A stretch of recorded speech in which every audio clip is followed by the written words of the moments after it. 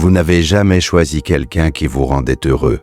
Vous avez choisi quelqu'un qui vous était familier, et ce n'est pas la même chose. Arrêtez-vous une seconde.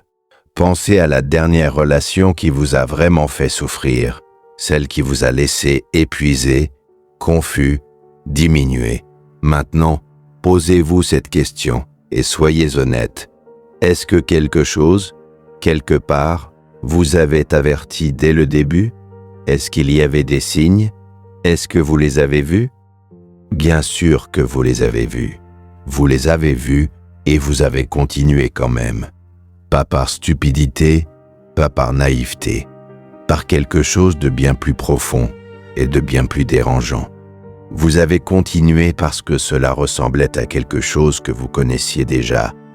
Et le cerveau humain, dans toute sa sophistication apparente, confond la familiarité avec la sécurité. Il confond la reconnaissance avec l'amour. Il confond la répétition avec le destin. Voilà ce dont personne ne parle vraiment. On vous dit de mieux communiquer. On vous dit de travailler sur vous-même. On vous dit de poser des limites. Mais personne ne vous dit que vos choix amoureux ne sont pas vraiment des choix. Ils sont le résultat d'une programmation si ancienne, si profonde, que vous n'avez aucun accès conscient à elle. Vous croyez choisir. En réalité, vous obéissez. C'est ce que Freud appelait la compulsion de répétition. Et c'est l'une des vérités les plus inconfortables sur la nature humaine que la psychologie ait jamais mise au jour. Vous ne cherchez pas le bonheur, vous cherchez ce qui vous ressemble à l'intérieur. Et si ce qui vous ressemble à l'intérieur, c'est la douleur, alors vous chercherez la douleur. Encore, et encore, et encore, et à chaque fois vous vous direz que cette fois c'est différent, que cette personne est différente, que vous avez changé. Vous n'avez pas changé, vous avez juste trouvé une nouvelle personne pour jouer le même rôle. Pensez au scénario que vous connaissez. Vous rencontrez quelqu'un. Il y a quelque chose d'électrisant, une tension, une ambivalence. Parfois ils sont là, parfois ils disparaissent, parfois ils sont doux, parfois froids. Vous ne savez jamais vraiment où vous en êtes avec eux. Et plutôt que de partir, vous vous accrochez encore plus fort. Vous analysez chaque message. Vous guettez chaque changement de ton. Vous vous demandez ce que vous avez fait de mal. Vous vous transformez en détective de votre propre souffrance. Et quelque part dans cette souffrance, il y a quelque chose qui ressemble presque à de la vie. C'est ça le mécanisme. Ce n'est pas de l'amour, c'est de l'addiction. Et comme toute addiction, elle ne tient pas à la qualité de l'objet. Elle tient à la sensation qu'il produit. Cette montée d'adrénaline quand il répond enfin, ce soulagement bref quand la tension se dissipe, ces douleurs familières quand ça repart. Ce cycle ne vous détruit pas malgré vous.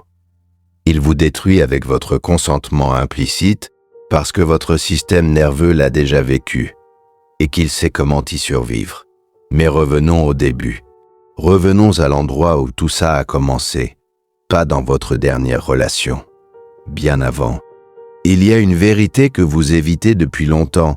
La façon dont vous avez été aimé étant enfant a créé un modèle. Pas un modèle de ce que l'amour devrait être, un modèle de ce que l'amour ressemble. Et ces deux choses ne sont pas du tout identiques. Si vous avez grandi avec un parent émotionnellement absent, vous avez appris que l'amour signifie courir après quelqu'un qui ne répond pas vraiment. Si vous avez grandi avec un parent imprévisible, parfois chaleureux, parfois froid, parfois présent, parfois disparu, vous avez appris que l'amour est quelque chose qu'il faut mériter et que vous ne pouvez jamais être certain de l'avoir vraiment. Si vous avez grandi en marchant sur des œufs, en mesurant vos mots, en vous adaptant constamment pour éviter les crises, vous avez appris que la relation, c'est de la vigilance permanente. C'est de la survie émotionnelle déguisée en connexion. Et maintenant vous êtes adulte, et votre cerveau cherche ce qu'il connaît. Ce n'est pas de la malchance, ce n'est pas une coïncidence, c'est de la fidélité inconsciente à la première carte émotionnelle qui vous a été remise. Cette carte dit « Voilà ce qu'est l'amour ». Et vous avez passé votre vie d'adulte à chercher des gens qui correspondent à cette carte. Pas des gens qui vous font du bien, des gens qui vous font ressentir quelque chose de reconnaissable. Freud ne romantisait rien. Il regardait cette réalité en face. Il disait que la compulsion de répétition n'est pas un manque d'intelligence. Elle n'est pas non plus une punition. C'est une tentative, désespérée et tragiquement répétitive, de résoudre quelque chose qui n'a jamais été résolu. Quelque chose que l'enfant que vous étiez n'avait ni les ressources ni le pouvoir de réparer. Et maintenant, l'adulte que vous êtes cherche inconsciemment la même situation. Parce que cette fois, peut-être, les choses se passeront différemment. Cette fois, peut-être, la personne distante va finalement vous choisir. Cette fois, peut-être, la personne froide va finalement vous réchauffer. Cette fois, peut-être vous serez enfin suffisant. Vous ne le serez pas, parce que ce n'est pas la bonne bataille, et ce n'est pas la bonne personne. Mais vous continuerez, parce que l'inconscient ne comprend pas le temps. Il ne sait pas que vous êtes adulte maintenant. Il ne sait pas que vous avez le choix. Il rejoue le scénario d'origine comme si votre survie en dépendait encore. Et voici quelque chose d'encore plus difficile à entendre. Vous ne choisissez pas uniquement des partenaires qui ressemblent à la source de votre douleur. Vous jouez aussi parfois le rôle opposé. Parfois vous êtes celui qui est distant, celui qui disparaît, celui qui donne juste assez pour garder l'autre accroché sans jamais vraiment s'engager. Pas parce que vous êtes cruel, parce que vous reproduisez aussi ce côté-là du modèle. Parce que le pouvoir que vous n'aviez pas enfant, vous le reprenez maintenant sans même vous en rendre compte. Regardez vos relations passées avec honnêteté. Pas la version où vous êtes toujours la victime. La version complète. Combien de fois avez-vous maintenu quelqu'un à distance tout en prétendant vouloir quelque chose de réel? Combien de fois avez-vous envoyé des signaux contradictoires parce qu'une partie de vous voulait la connexion et une autre partie en avait terreur? Combien de fois avez-vous trouvé une raison de s'aborder quelque chose qui commençait à ressembler à de la stabilité? Parce que c'est là que ça devient vraiment inconfortable. La stabilité, vous ne la reconnaissez pas comme de l'amour, vous la reconnaissez comme de l'ennui. Voici ce qui se passe réellement quand quelqu'un de sain s'approche de vous.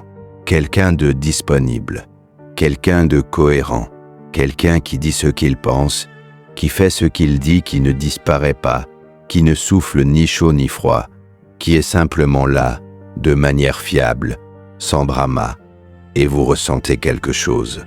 Mais ce quelque chose ne ressemble pas à ce que vous avez connu. Ça ne vibre pas. Il n'y a pas de tension. Pas cette électricité particulière qui vous fait sentir vivant et sur le point d'exploser en même temps.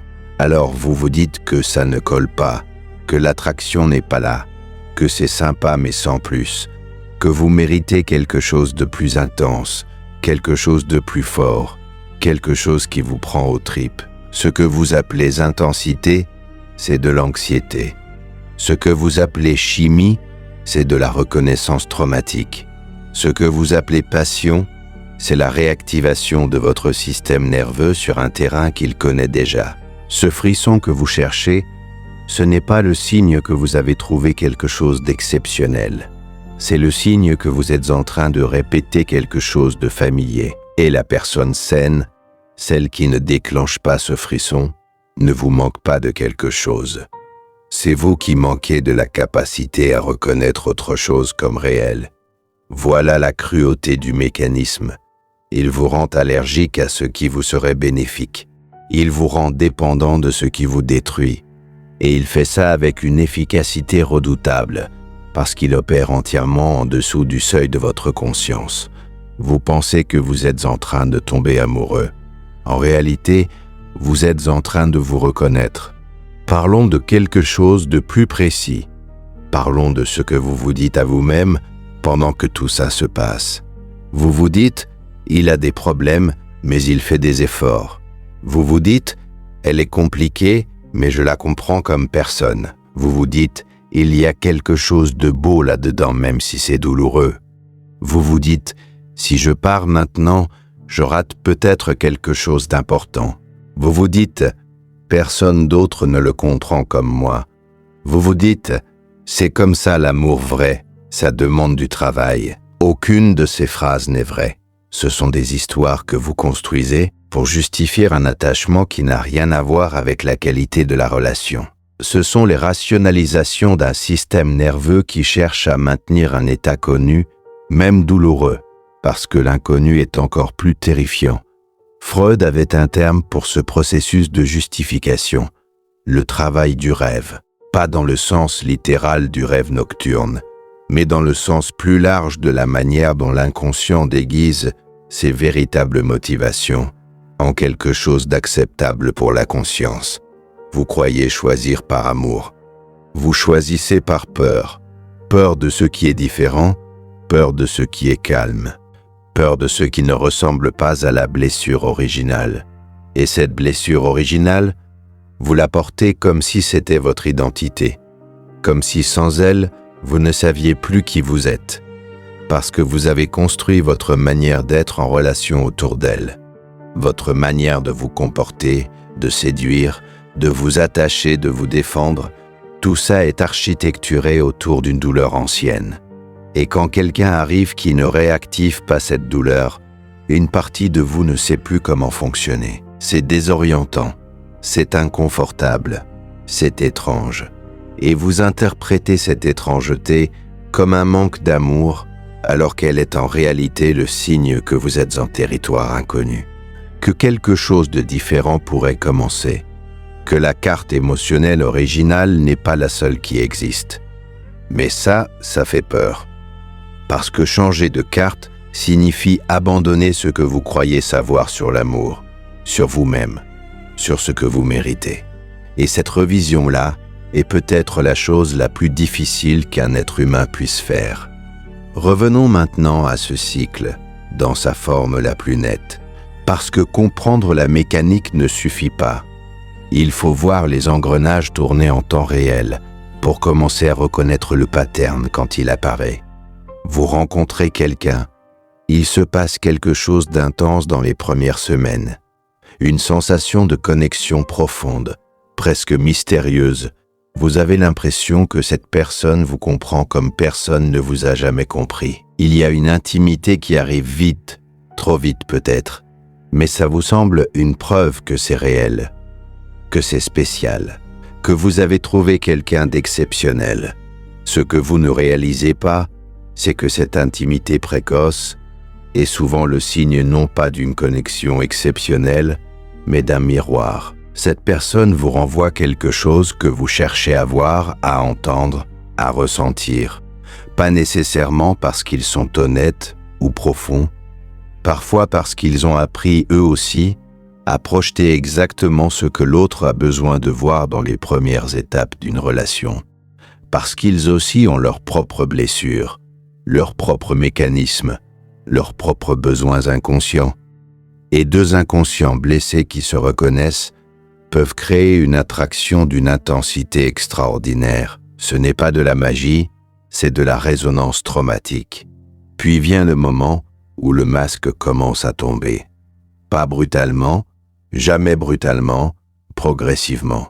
Un retrait ici, une froideur là, une parole qui blesse et qu'on minimise. Un engagement qui tarde à venir. Une promesse qui ne se tient pas. Et à chaque signe, au lieu de vous demander si cette relation est vraiment ce qu'elle prétend être, vous doublez la mise, vous vous adaptez encore plus, vous justifiez encore plus, vous donnez encore plus, espérant que votre générosité finira par être récompensée. Que si vous faites suffisamment, si vous êtes suffisamment patient, si vous aimez suffisamment fort, les choses vont changer. Elles ne changeront pas. Parce que vous n'avez pas affaire à un problème de communication ou d'effort. Vous avez affaire à deux histoires inconscientes qui se rejouent l'une en face de l'autre. Il y a quelque chose que Freud avait observé avec une précision qui fait froid dans le dos. Il disait que ce que nous compulsons à répéter, ce n'est pas simplement une situation douloureuse, c'est la relation originale avec la douleur elle-même. C'est-à-dire que nous cherchons non seulement à retrouver la souffrance, mais aussi à retrouver la position que nous occupions face à elle. Si vous étiez l'enfant qui attendait, vous cherchez l'adulte qui vous fait attendre. Si vous étiez l'enfant qui essayait de réparer la tristesse ou la colère d'un parent, vous cherchez l'adulte dont la détresse vous donne un rôle, une fonction, un sentiment d'être nécessaire. Et être nécessaire, pour beaucoup, ressemble terriblement à être aimé. C'est peut-être là la confusion la plus fondamentale de toutes, la confusion entre le besoin et l'amour. Quand quelqu'un a besoin de vous, vraiment besoin de manière dépendante, parfois étouffante, parfois chaotique, ça peut ressembler à une preuve d'amour, ça peut ressembler à de la profondeur, à de la vérité. Ça peut vous donner un sentiment de valeur, de sens, d'existence même. Mais ce n'est pas de l'amour. C'est de la dépendance mutuelle construite autour de blessures complémentaires. Et ça peut durer des années, des décennies même, sans jamais ressembler à une vraie vie partagée. Parlons maintenant du moment de rupture. Parce que même là, le mécanisme continue. Vous quittez quelqu'un, ou vous êtes quitté. Et il y a une douleur intense, souvent disproportionnée par rapport à ce que la relation vous apportait réellement. Vous souffrez davantage de la perte de la dynamique familière que de la perte de la personne elle-même, même si vous ne faites pas cette distinction. Et dans cette douleur, vous commencez à idéaliser. La relation était pourtant douloureuse, mais votre mémoire la réécrit. Elle efface le mauvais et amplifie le bien. Elle crée une version mythologisée de ce que vous avez vécu qui n'a jamais vraiment existé. Et cette version mythologisée devient l'étalon à partir duquel vous évaluez tout ce qui vient après. Ce qui crée, bien sûr, les conditions parfaites pour choisir exactement le même type de personne la prochaine fois. Parce que vous cherchez à retrouver quelque chose qui n'a jamais existé. Vous cherchez la version fantasmée d'une relation toxique. Et tout ce qui ne correspond pas à cette chimère vous paraît insuffisant. C'est le piège dans le piège. Non seulement vous vous accrochez à des relations qui vous détruisent, mais vous portez leurs souvenirs déformés comme un idéal. Et cet idéal vous empêche de voir ce qui est réellement là devant vous. Il faut maintenant parler d'une chose que les gens ne veulent vraiment pas entendre. Parce que jusqu'ici, tout ce que j'ai dit peut encore être attribué à la malchance, au mauvais timing, à l'autre personne. Mais ce qui vient maintenant, ça concerne uniquement vous. Vous avez peur d'être vraiment vu, pas dans le sens poétique du terme, dans le sens littéral. Vous avez peur que quelqu'un arrive, vous regarde dans les yeux et voit tout ce que vous avez caché, toutes vos contradictions, tous vos mensonges à vous-même, toutes vos peurs, toutes les manières dont vous avez fui, toutes les manières dont vous avez trahi quelqu'un ou quelque chose d'important, toutes les versions de vous dont vous n'êtes pas fier, et quelqu'un de sain, quelqu'un de réellement disponible, quelqu'un qui vient vers vous sans agenda caché, cette personne crée les conditions dans lesquelles cette visibilité devient possible, parce qu'il n'y a pas de chaos pour se cacher derrière, pas de drama pour détourner l'attention, pas d'urgence émotionnelle pour occuper tout l'espace. Il y a juste vous et le silence dans lequel vous pourriez être vraiment connu. Et ça, c'est terrifiant. Bien plus terrifiant qu'une relation tumultueuse. Parce que dans une relation tumultueuse, vous êtes toujours en mode gestion de crise. Vous n'avez pas le temps d'être présent à vous-même. Vous n'avez pas le temps d'être vulnérable. La souffrance occupe tout l'espace et vous protège paradoxalement d'une exposition plus profonde. C'est le paradoxe que personne ne formule clairement. La relation toxique comme bouclier contre l'intimité réelle. Vous souffrez, oui, mais vous ne vous exposez pas vraiment. Parce que dans le chaos, il n'y a jamais assez de calme pour que quelqu'un vous voie. Freud parlait du principe de plaisir et du principe de réalité. Le principe de plaisir cherche la satisfaction immédiate, l'évitement de l'attention, le confort familier même quand ce confort est destructeur. Le principe de réalité demande de tolérer l'inconfort présent pour un mieux-être futur. Et la compulsion de répétition fonctionne entièrement dans le registre du principe de plaisir, non pas parce que la souffrance est agréable dans le sens littéral, mais parce que la souffrance connue est moins menaçante que l'inconnu paisible. Votre système nerveux préfère un enfer familier à un paradis inconnu, et il organisera votre vie entière autour de cette préférence, silencieusement, méthodiquement, sans jamais vous demander votre avis conscient. Maintenant, une question directe. Combien de fois vous êtes-vous dit que vous aviez changé, que la prochaine relation serait différente, que vous saviez maintenant ce que vous ne vouliez pas et que vous ne retomberiez plus dans les mêmes pièges? Et combien de fois avez-vous retrouvé, 6 mois, 1 an, 2 ans plus tard, exactement la même dynamique avec un visage différent? La réponse n'est pas de travailler plus dur sur vous-même dans le sens de la performance personnelle. La réponse n'est pas de faire une liste de qualités que vous voulez chez un partenaire. La réponse n'est pas de vous forcer à choisir quelqu'un de stable parce que vous avez intellectuellement compris que c'est mieux. Parce que l'inconscient ne lit pas vos listes. Il ne tient pas compte de vos résolutions. Il se fiche complètement de ce que vous avez compris mentalement. Il continue d'opérer à partir de sa propre logique, sa propre carte du monde, ses propres définitions de ce qui est sûr et de ce qui ne l'est pas. Ce qui peut changer les choses, c'est quelque chose de bien plus inconfortable que de faire du yoga ou de tenir un journal. C'est de regarder en face le modèle d'attachement que vous portez, pas en le lisant dans un livre, pas en l'identifiant comme un concept intéressant, mais en le ressentant dans le corps, en le reconnaissant en temps réel, pendant qu'il se produit, en tolérant la sensation étrange de la sécurité sans la transformer immédiatement en ennui, en restant présent à quelqu'un qui ne vous terrifie pas, même quand toute une partie de vous veut fuir vers ce qui est connu. Ce travail-là n'est pas glamour. Il ne ressemble pas à une révélation. Il ressemble plutôt à une longue série de moments inconfortables où vous faites quelque chose de différent malgré tout ce qui en vous veut revenir à l'habituel. Et ça ne garantit rien. Ça ne supprime pas les vieilles blessures. Ça ne réécrit pas l'enfance. Mais ça peut, progressivement, élargir ce que votre système nerveux reconnaît comme possible. Il y a une dernière chose que je dois vous dire, et c'est peut-être la plus difficile de tout ce que j'ai dit jusqu'ici. Il est possible que la souffrance que vous portez, ces blessures qui organisent vos choix, cette carte émotionnelle qui vous mène vers ce qui vous détruit, il est possible que tout cela ne soit pas uniquement le résultat de ce qu'on vous a fait. Il est possible que vous ayez aussi appris à vous identifier à cette souffrance, que vous l'ayez intégrée comme une partie de qui vous êtes, que quelque part, l'idée de vous en libérer complètement soit aussi menaçante que la souffrance elle-même. Parce que si vous n'êtes plus la personne blessée, qui êtes-vous? Si vous n'avez plus cette douleur familière comme point de repère, qu'est-ce qui reste? C'est peut-être la question la plus honnête à poser, et il n'y a pas de réponse facile.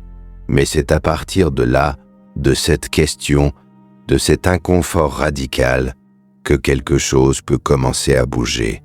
Pas une transformation spectaculaire, pas une guérison miraculeuse. Quelque chose de plus lent et de plus réel.